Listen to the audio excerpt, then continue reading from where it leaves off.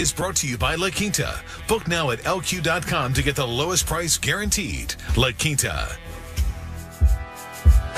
The NBA has announced another change to the finals format in an attempt to build more rest into the schedule and ease travel demands on its players. Gentlemen, the season right around the corner. Stephen A., you liking the changes? I love it. I definitely support it. Personally speaking, for my travel purposes, I love that. Selfishly. So let's not knock that. But also, in all seriousness, I think that, as I've said to Skip on many occasions, LeBron James was exhausted. And when you've got 2 days rest, you know, when you're traveling, that's a huge, huge deal. And when it's about the championship, we don't want to hear fatigue as a viable excuse. We want to get that out of the equation. Most fans, I think, will not love this because it'll take 17 potential days to determine a champion here if it goes 7 games. But one team will love it, my San Antonio Spurs, because the added rest greatly increases their chances of winning yet another championship. Thank you very much. People who appreciate sports appreciate the fact that you're not going to have any excuses. Give them that rest. And people like me who appreciate sleep as well. I couldn't stay up for Empire last night. That's all I have to say. It's very sad, gentlemen. Very, very sad. See y'all tomorrow, same time, same place. Texas high school football players who hit a referee in a September 4th game at the direction of the team's assistant coach will be eligible to return to the school for the spring semester. The player's lawyer told ESPN's John Barr on Wednesday. The two John Jay High School players, 15-year-old Victor Rojas and 17-year-old Michael Moreno, have been assigned to an alternative school as punishment and have been prohibited from even watching John Jay games as spectators. With credit for the time they have already spent at the alternative school, the boys will be eligible to return to John Jay when the semester starts on January 15th. And this just in. Mac Breed, the assistant coach from John Jay High School in San Antonio, who was accused of directing the two players to blindside an official during a game, has resigned, according to his attorney. Stephen A., from what you know now, are you okay with those two kids returning to school? I'm okay with them returning to school as long as they were not allowed to play football for the rest of the year, which appears obviously to be the case. They're not going to be allowed to play football for the rest of the year. For this year, obviously, they can return. They're 15 and 17 years of age. They did not kill someone, thank the good Lord. And so as a result of that, you think about America being a land of second chances, understanding that these are kids. You certainly want to punish them because you want to send the message to teenagers that this is not something that is allowed. There will be consequences from your actions, and the earlier you teach children that, the better. In this day and age, you shouldn't only be teaching that to children, you should also be reminding parents of that as well, because you don't want parents walking around acting like their children are victims when you just finished victimizing somebody else, because that makes you no better. In fact, it makes you worse, because you're the adult, which means you're supposed to know better, which means that if you're giving that kind of impression, you know you're even more reprehensible than the kids. But under no circumstances do I believe that the punishment on the part of the kids should exceed that of Mac Breed, the assistant coach, who ultimately told the kids to go after the official. I not only believe he should have resigned, I think he should have been arrested on the spot. You told the kids to go out there and assault an official. That's what you did. They had on helmets, they had on pads, they were behind the official's back, went up to him, one blindsided him, and the other tried to spear him.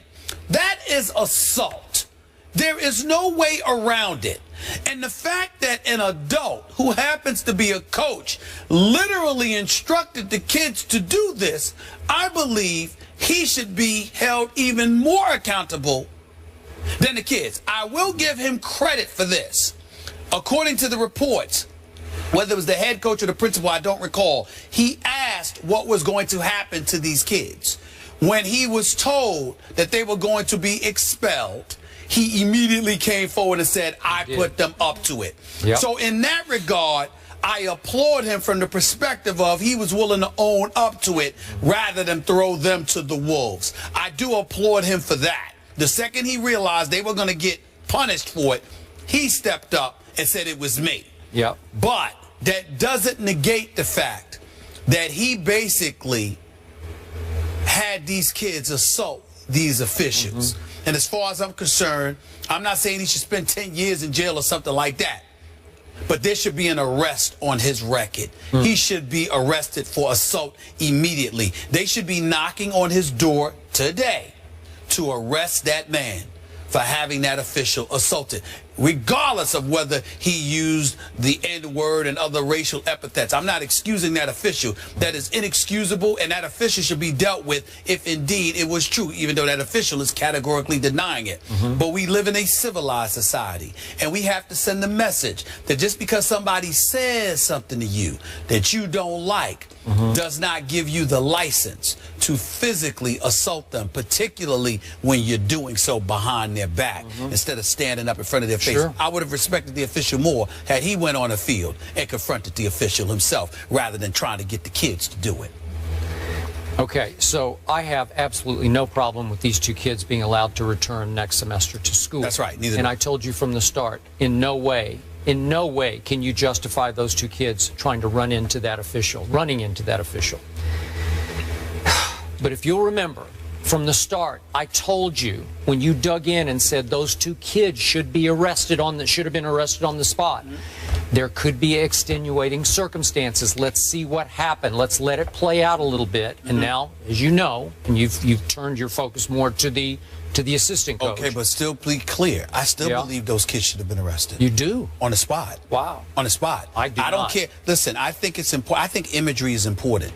I think it's important for other kids. So you should arrest a 15 and a 17-year-old for following orders from their coach. I believe the kids, the other kids there, should have seen those two kids being taken away in handcuffs. I don't care if you let the kids out of jail in 2 hours. I think it's important for that imagery to allow kids to see what would have happened, what could happen to you if you engage in violence. Okay. That's what I still stand by that. I think you need to investigate first, find out exactly what just transpired.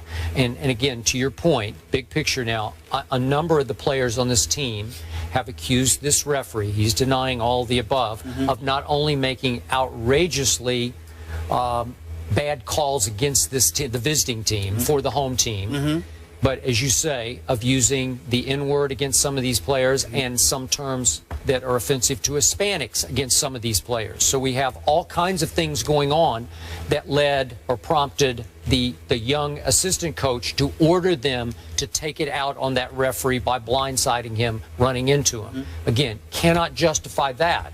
But again, if you're ordered by your coach, man, I don't think that should result in an arrest. We seem to have a full story here. Yeah. Here's the difference between you and I. I am telling you right now, particularly because of the generation that we're living in, kids are not respecting their elders. They're not respecting authority. Don't even get me started with community and next door neighbors and how you don't have respect for those folks. I think imagery is essential to the upbringing of kids. Okay. You cannot assault a referee, even on a coach's orders, and then walk off the field like nothing happened and get to show up on Good Morning America with George Stephanopoulos talking about we were ordered to do it, and that's the repercussion. I am not in any way advocating that those kids should have been thrown behind bars. What I'm saying is it's incredibly important that they should have been arrested on the spot, even if it's something that's going to be expunged in a week. They should have been arrested on the spot, taken away by the cops for assaulting the police officer. The difference between my feeling about the kids and the coach is that I think after that you let them go, you keep them off the football team, but you allow them to return to school. Whereas with the coach, if you arrest them, they're going to spend at least one night in jail. That's fine. You can't get to the bottom of it. Ain't nothing wrong with one night. But the other part about it is this: that coach, I think that coach should be arrested. Okay, and that's treated like an adult who assaulted somebody. But remember, that is the difference. Kids are obeying and following the orders of a coach. One kid didn't, Skip. They were three of them that was told. One kid was wise enough. We're only talking about the two. Well, what I'm saying is one kid was wise enough to know better because of how, I don't know if how he was raised or just his natural intelligence. He was smart enough to know, look, I can't do that. I could get in trouble for that. The other two should have been. You're 15 and 17. You're not an adult, but you ain't some toddler. You knew better. You did it anyway. No, you're going to pay a price for that. You're going to pay a price for that. If I had a son and that been my son, I'd have whipped him. I'd have whipped him like he stole something. Okay, well, that's... And I don't even want to tell you what I would have done to the coach for giving him that order. Please. All right, let's leave it there. Drew Brees is banged up and the Saints are off to an 0-2 start, but will they turn it around? That's the discussion coming up.